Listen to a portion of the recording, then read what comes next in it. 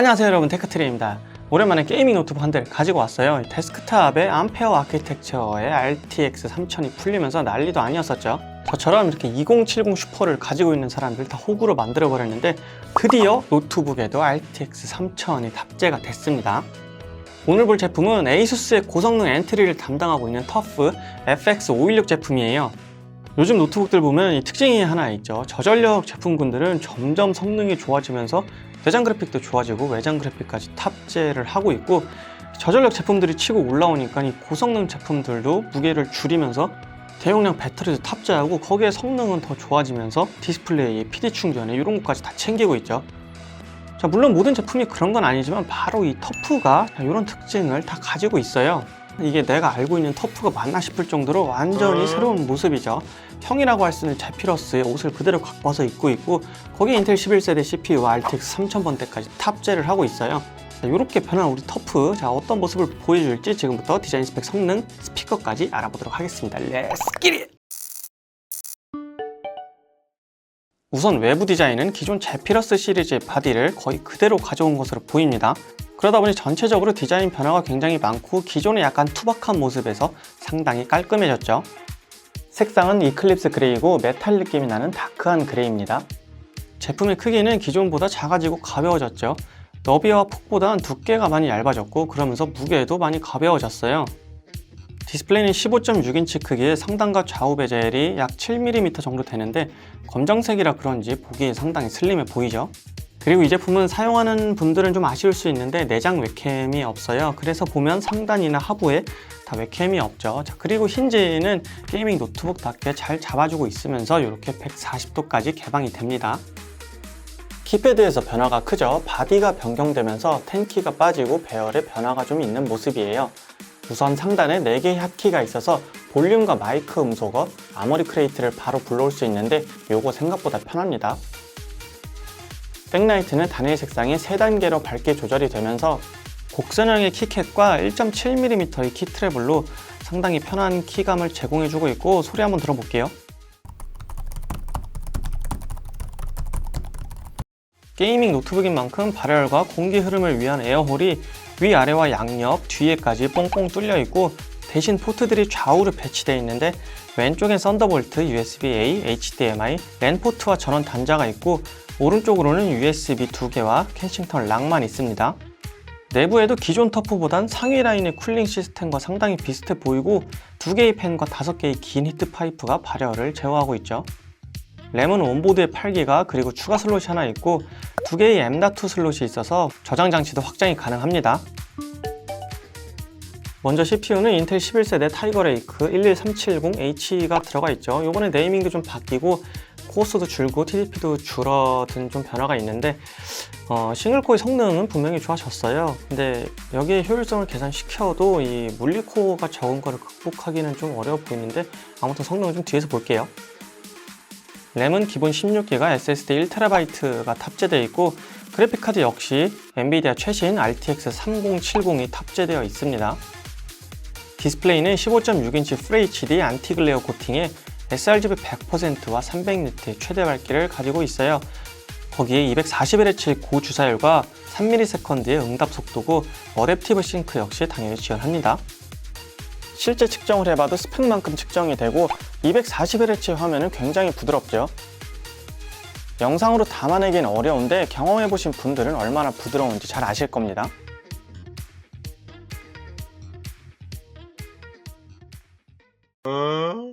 배터리가 76W시로 비교적 큰 편이지만 어댑터가 상당히 무겁죠. 하지만 PD 충전을 65W급부터 지원하기 때문에 전력 관리 면에서도 어느 정도 유연성은 갖고 있습니다. 크리스탈 디스크에서 순차 최대 읽기와 쓰기 각각 3500MB와 3000MB 이상 측정이 되고, 이 정도면 기본 SSD로는 충분히 괜찮죠. 시네벤치에선 역시 싱글코어 점수가 상당히 높고 멀티코어는 두 버전에서 각각 2700점대와 7000점대가 나왔어요. 물리코어가 줄어들었기 때문에 멀티코어 작업에서 점수가 좀 낮은 편이죠.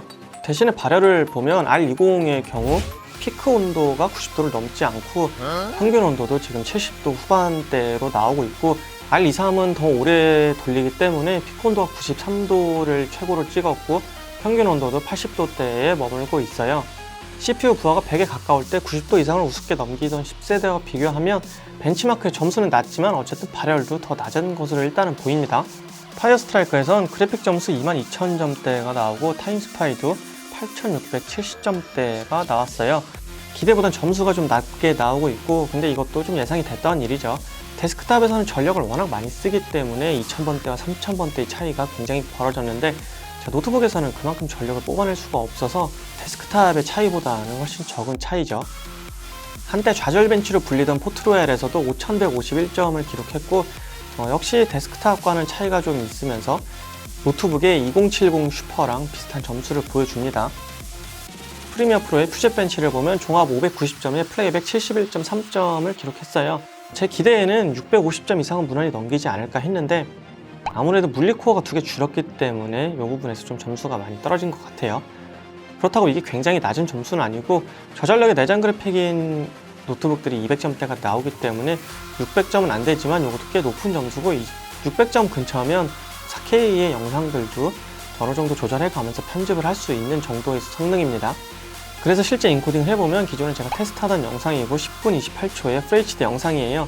인코딩에 소요된 시간은 3분을 약간 넘겼고 10875H나 2070 슈퍼의 조합보다는 좀 더 시간이 걸렸습니다. 아무튼 벤치마크를 종합해보면 확실히 2개의 코어가 줄었기 때문에 기대했던 것보다는 점수가 좀 낮게 나오고 있어요.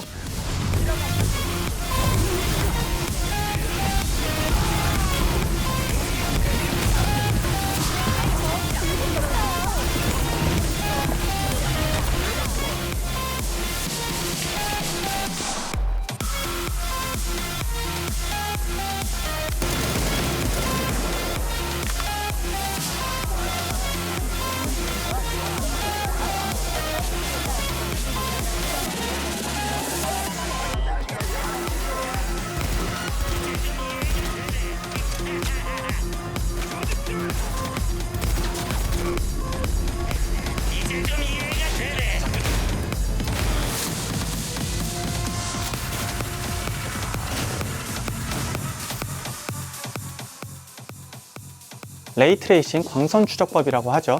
모든 객체에 일어나는 빛의 반사를 추적하여 더욱 사실적으로 표현을 해주는데, 물의 표면을 보면 확실히 차이가 나는 걸 볼 수 있어요. 그리고 일부 텍스처들은 실사와 같은 표현력을 보여주는데, 노트북에서 이런 게임을 할 수 있다는 거 정말 대단합니다.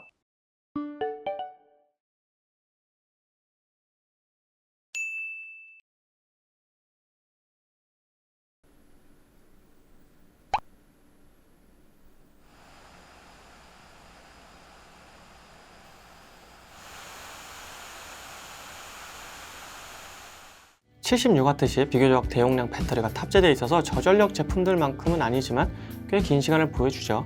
발열도 전체적으로 좀 무난한 편이고, 쿨링팬의 소음은 일단 부하가 적은 작업을 할 때는 거의 들리지 않게 사용할 수 있을 정도고, 지금도 팬은 돌지 않고 있어요.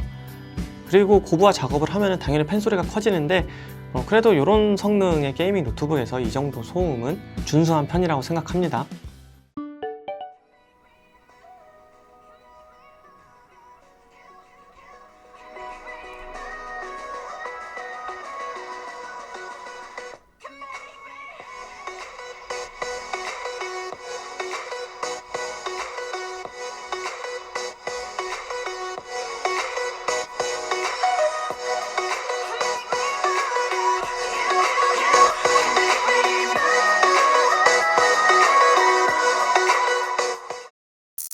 여기까지 해서 에이수스 터프에 대해서 알아봤고요.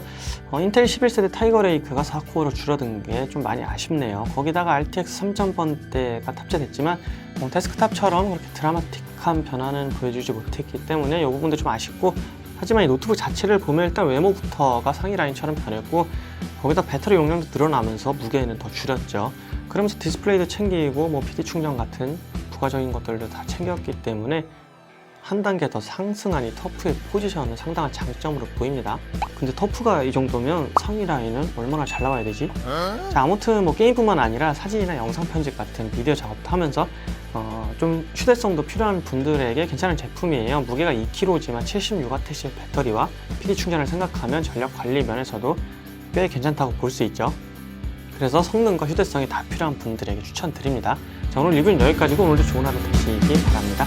빠이!